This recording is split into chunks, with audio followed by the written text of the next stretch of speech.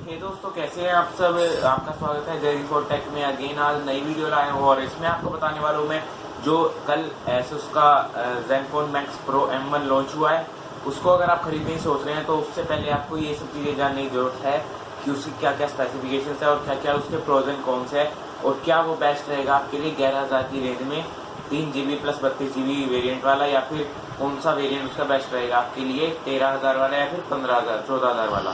तो इस वीडियो को एंड तक जरूरी देखिएगा दोस्तों, और इस वीडियो को लाइक प्लीज कर दीजिएगा और हाँ, इस चैनल को भी सब्सक्राइब कर लीजिएगा अगर आप हमारे चैनल पर नए हैं तो दोस्तों चलिए इस वीडियो को शुरू करते हैं।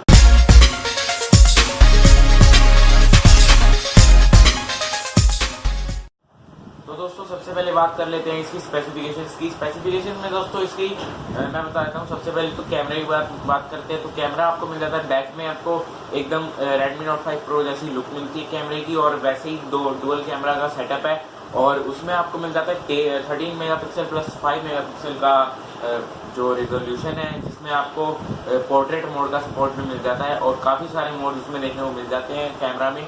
और हाँ दोस्तों, उसकी जो स्क्रीन है वो है 6 इंच का फुल HD प्लस स्क्रीन है और उसमें आपको देखने को मिल जाता है 18:9 का एस्पेक्ट रेशियो, जो कि आजकल नहीं चल रहा है, ट्रेंडिंग में जो चल रहा है अभी भी। और हाँ दोस्तों, इसमें एक बात यह है कि नॉच नहीं दी गई है, तो काफ़ी अच्छी बात है। और इसकी बैटरी है 5000 mAh की दोस्तों।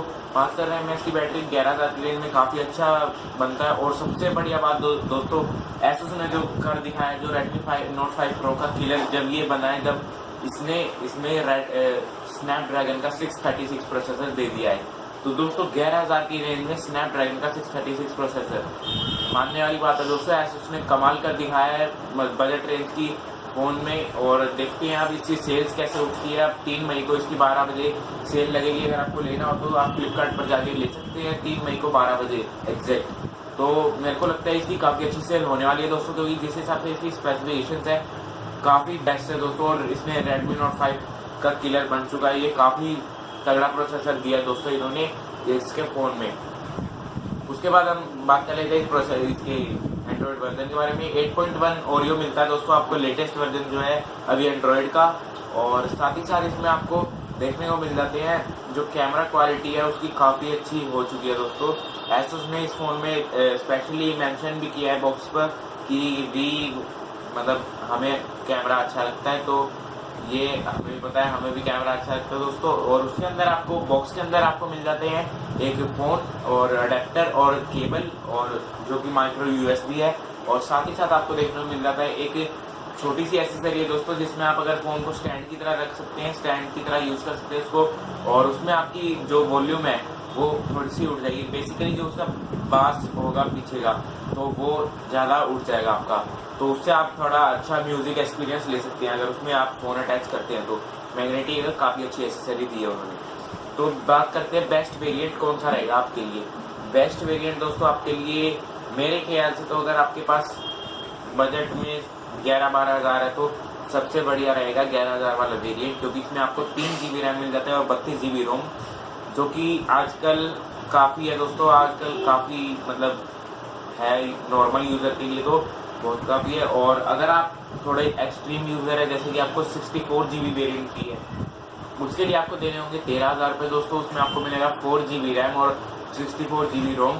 और इसका एक और वेरिएंट आता है दोस्तों 6 GB रैम और 64 GB रोम, वो आता है शायद 14 या 15,000 रुपये का, मेरे को कंफर्म नहीं है दोस्तों, लेकिन हाँ इसी प्राइस रेंज में आएगा वो। और आप ले सकते हैं जो सा आपके मतलब आप देख सकते हैं अपने हिसाब से कि आपको कौन सा बेस्ट रहेगा।